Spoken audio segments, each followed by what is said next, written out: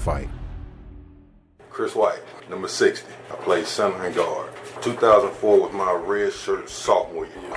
What I remember it was, I want to say it was fourth down. I think it was fourth down. Seville was sacked, and I was going to help him up. And I remember one of the defensive guys, Bobby Williamson.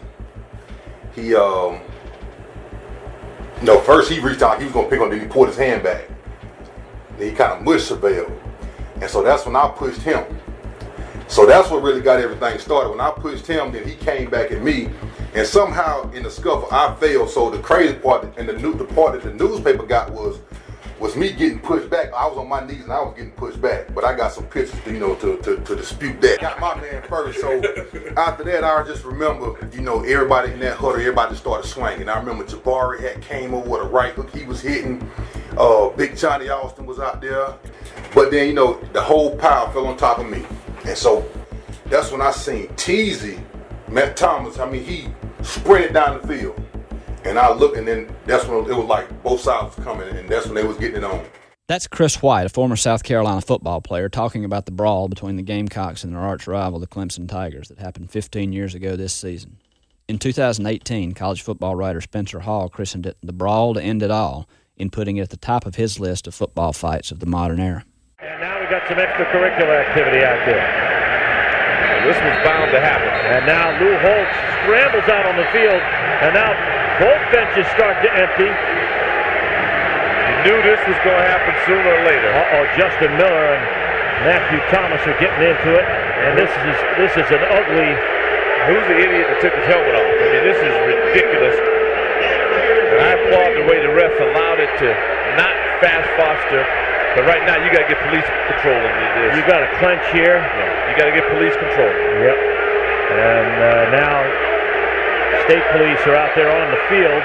Now there's more going on in the end zone, and now the state police have cordoned off the end zone, trying to. Well, they need mace. You got to get the sauce in. 32 South Carolina has just gone after Dwayne Coleman.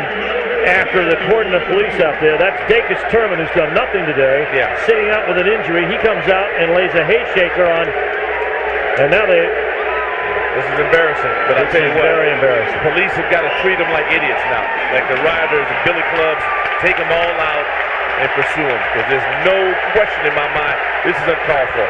Some of those guys over there didn't play today, have not bust a grape. Dacus Turman is one of them. He ran after Dwayne Coleman on a dead trot, took off after him, and hit him in the end zone. Well, he hadn't played a lick. Yeah, for not having the helmet on anyway. Yeah. I saw that. You felt this. Walker would go on to say, the way those kids acted, they should have sent dogs after them. So yeah, it got wild out there. Charles Silas, the idiot who took his helmet off before the fight started and wasn't even on the field when it started. He was on the bench being evaluated for a concussion when the shoving started. Play before, I was playing, and I was rushing the quarterback, and I got hit, and I came out, and I was laying on the bench because they was checking my neck out because saying something about I may have a concussion, and then all I hear say they fighting, and I was like, what's going on? So my first instinct is that if the team fighting, I got to get out there and help my brother. So I jumped off of the bench, ran to the field, and try to find anybody in an orange jersey and try to find anybody in a white jersey to make sure I was helping my teammates. Because I didn't want to be that guy to say that I stood by and let one of my teammates or let one of my brothers get hurt. I wasn't going to be that guy. I was going to be there to help my brothers regardless of whatever it cost me, because I wanted to make sure that's my family. It got ugly quick from there, and we're going to get to that. We will let the players who were in the middle of the fight take you through the whole thing. But there's more to the story than that, and we're going to tell you that too. We're going to tell you about Hall of Fame head coach Lou Holtz, who hasn't coached a football game since that day. Brad Scott deserves a trophy this damn big for winning one game with your sorry asses. We're going to talk about the Malice in the Palace, the NBA brawl that broke out the night before the Carolina-Clemson fight between the Detroit Pistons and the Indiana Pacers and spilled into the stands. Artest jumped over the scorer's table and is trying to get down to the bench. Artest is in the stands.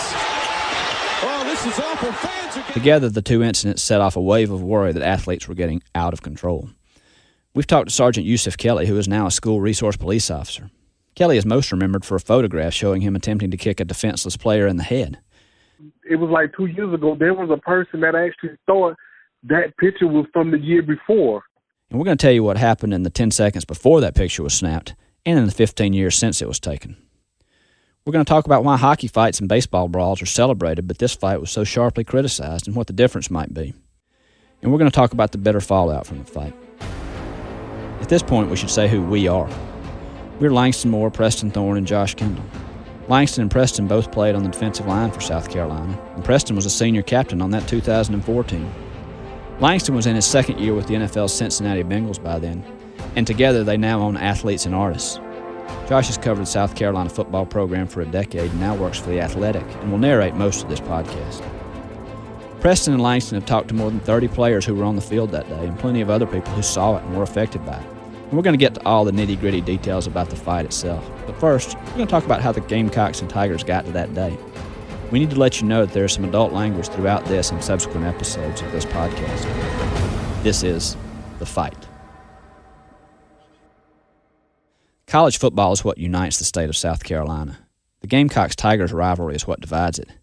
It is the 13th oldest rivalry in major college football. The two teams have played 116 times, with Clemson winning 70 of those games, South Carolina winning 42, and 2 ties.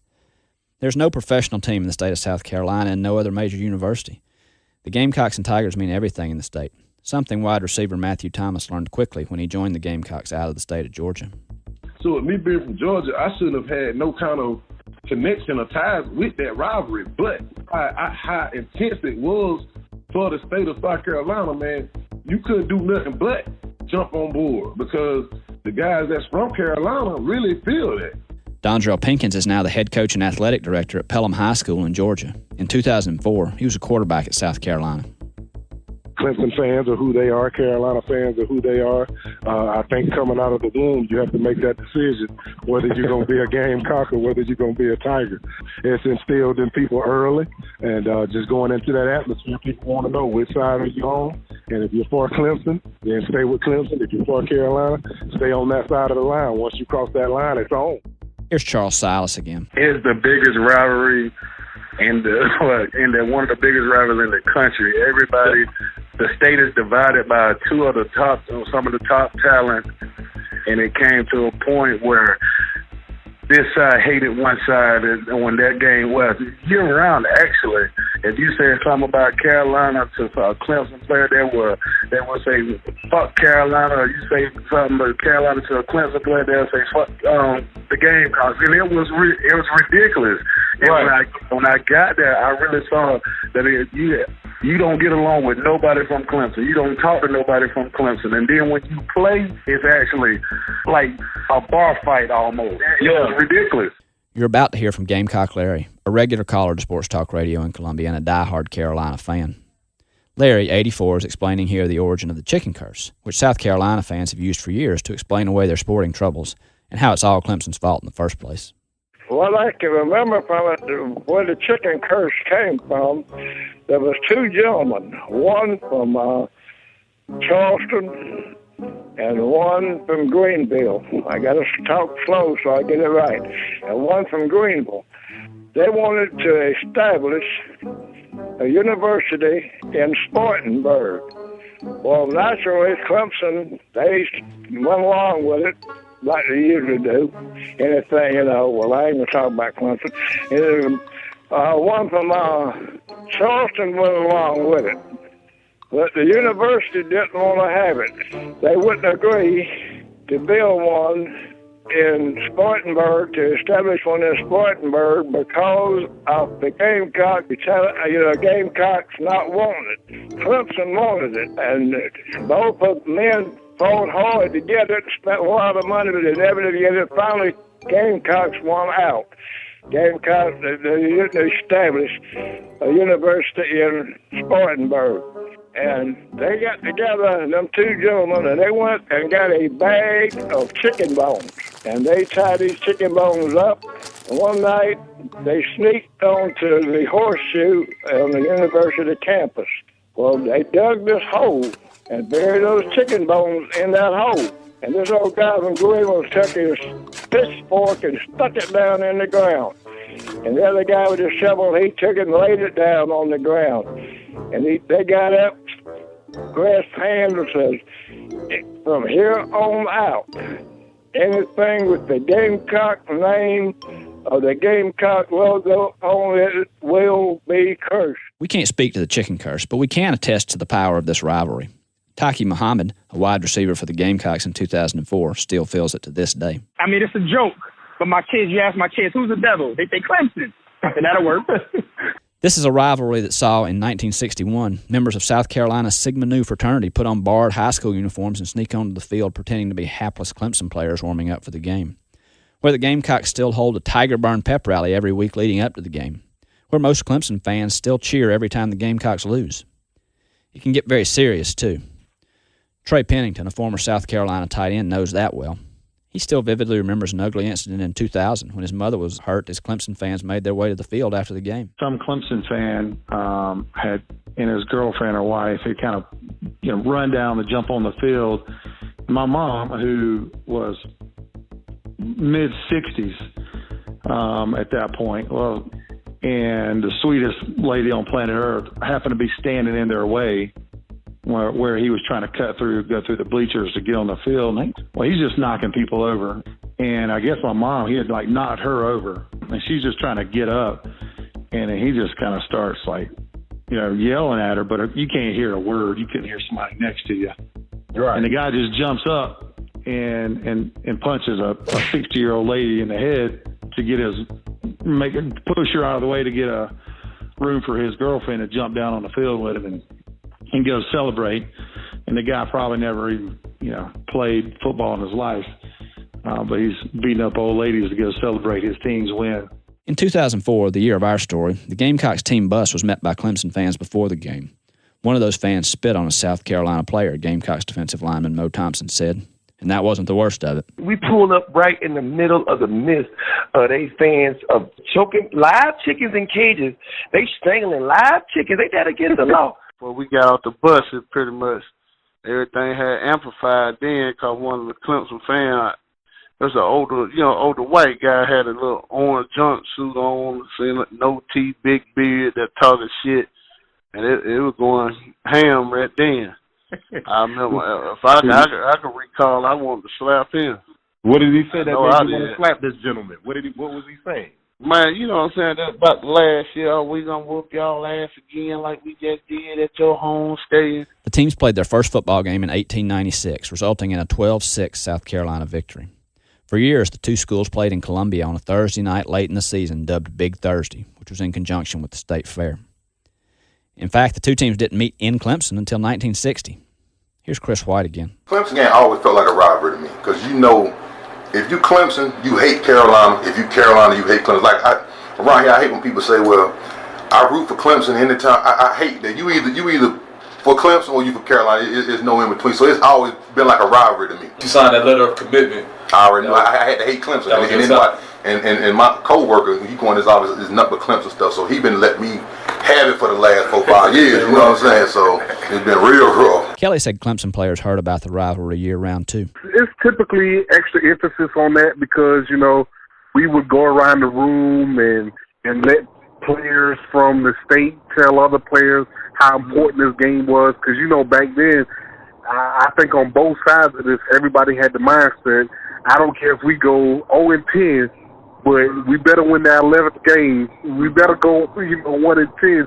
If we gonna win one game, it better be that one. And that was the type of mentality that we had back then. And so yeah, we definitely had to put more emphasis on it because as well as I do, man, you lost that game, man. That was a long year. It's been a few long years for South Carolina in this rivalry.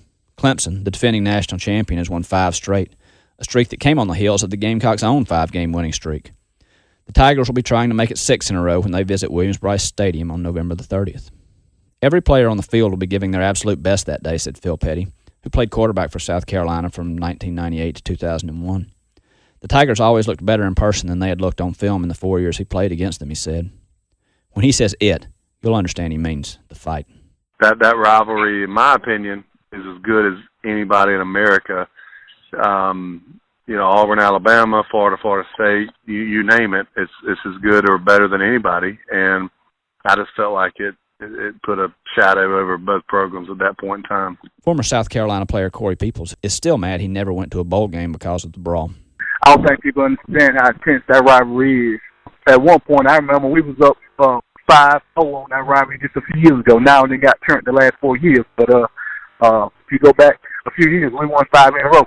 It's a real intense atmosphere, and I just remember everything being real intense before that game. Even pre-game, you remember, we came out, we went to the Hill, so it started early. Oh, hell, go, hell. Hey, just go down there. Why don't you just go meet them at the Hill? That's right. When the Gamecocks took the field for that 2004 game, several charged straight to the bottom of the hill where the Tigers make their famous entrance into Memorial Stadium. But again, we're getting ahead of ourselves. This is one story, but it involves the stories of a lot of people, and that will be important to remember as we go through this series. Everyone saw everything from a different perspective, their own. Fans might see the rivalry only one way. It's us against them all the time. For the players, it's more nuanced. For some, as we've heard, the Carolina-Clemson rivalry was a war. For some, it's just a game against several guys they consider friends. Ty Hill, a Clemson cornerback, was covering South Carolina wide receiver Troy Williamson when the fight broke out. Hill and Williamson had known each other since high school. I knew all those guys, just like they knew me, you know what I mean? So it was never like, we never had no bad blood. And if we had never looked at the rivalry as, we never looked at that rivalry as bad blood between us. On the field, it was the game, but off the field, we all used to hang out together, always been mutual respect, always been fun. And even during the brawl, I was actually on a route with Troy. I know Troy from my sophomore, junior year in high school, running against him when he was a freshman in high school. So I knew this man well before we got college scholarships and all of that. So a rivalry between what school you go to and what school I go to definitely ain't gonna change that. So I just remember when we was on the route. I remember the state trooper ran between me and Troy fast. Okay. You know what I mean? Like he came, I was like, man, you good? We good over here, man. I remember looking back. I'm like, damn, what the hell is going on down there? You know what I mean? Because it was an all-out brawl. Like, you know what I'm saying? So I was pretty much a spectator for most of the brawl. Like, I wasn't involved with that. I was looking at some pictures not too long ago. You can see me walking back, looking at the brawl. You know what I'm saying? The Carolina-Clemson game is traditionally the last of the regular season for each team, so with no game to prepare for the following week, it wasn't unusual for South Carolina players to stay in Clemson after the game to spend time with their friends who played for the Tigers. Kelly had plans to spend time with USC players that night. Some of us already had made plans with the South Carolina players to go out that night. Like, that's all we were thinking about. Like, okay, let's go hang out, with the family for a little bit, have a cookout stuff, and then, we going to party that night. The cookouts would have to wait in 2004, though. In the aftermath of the brawl, Preston became one of the team's unofficial spokesmen and was quoted in multiple media reports. This is Preston reading one of those reports, an article that appeared in the state newspaper on November 23, 2004. The double shot of news Monday that he was retiring and that South Carolina wouldn't play a bowl game brought an end to Lou Holtz's 33-year coaching career. USC defensive lineman Preston Thorne, that's me, believes that an important group is left out of that news analysis. This isn't about Coach Holtz, Thorne said. Coach Holtz is going to be fine. He's going to be okay. But a lot of the players, this was their last game. They've been playing football all their lives. So where do they go from here? I think that's a little more important than Coach Holtz. We're going to tell those players' stories, but not until we tell you at least a little something about Holtz, one of the sport's most iconic, and as players might say, misunderstood figures. That's coming up in episode 2 of The Fight. This episode of The Fight was produced, created, and executed by athletes and artists. Major shout out to Josh Kendall for the writing. Major shout out to TK Fowler for sound design. And big shout outs to Aaron Myers, our chief strategist. Looking forward to seeing you next episode.